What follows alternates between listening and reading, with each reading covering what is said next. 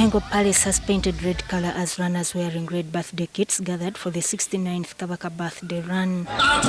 Towards 6:30 a.m., Katikiro of Uganda Charles Peter Mayiga arrived.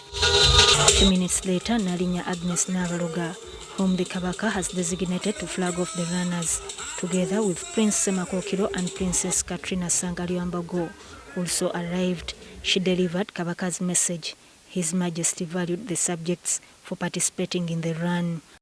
Jali mumulese akamwenyumwenyu kubanga alengera nti muli bangi nnyo abajjumbidde ensonga eno enkulu gye tulwanirira eya Mukenenya. Kabaka has directed the public to avoid ways through which HIV/AIDS is spread and do regular tests. HIV patients follow medical regulations to achieve the 2030 target. Abasajja addamu okubakubikiriza nti mwekuume era mwewawe bwe wabaawo abafunye obuvuzi ate mwejjanjabe era mubayambe okubalabirira.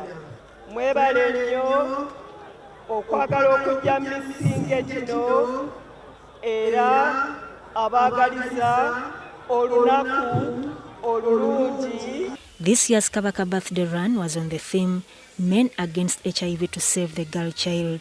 Nalinnya Nabaloga flagged off the runners in 3 phases of 21, 10 and 5 kilometers. Katikiro Charles Peter Mayiga urged runners to listen and respect the voice from the kingdom on the fight against HIV/AIDS.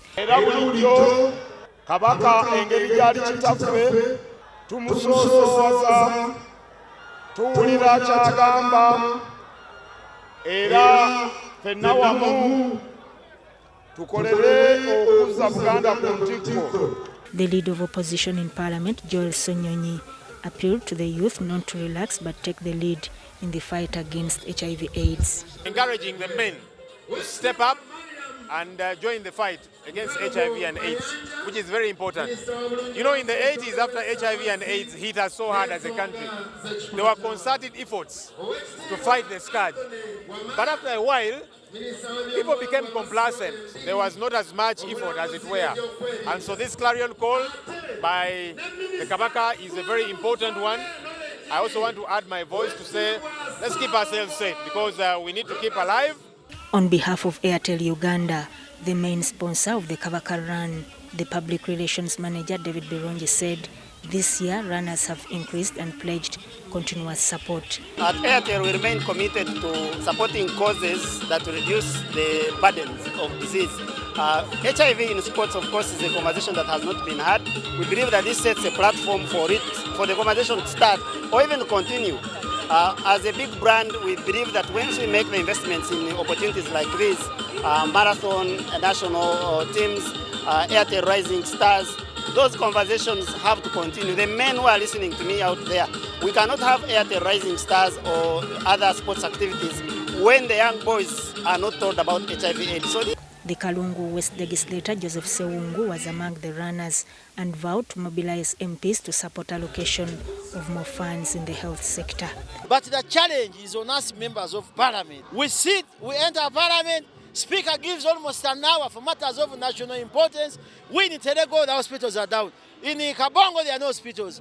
Then when we go for appropriation, they all shy away. Let us agree that as members of parliament, we go under the Abuja declaration of 15%. The budget of health should be given 15% of the national budget and education.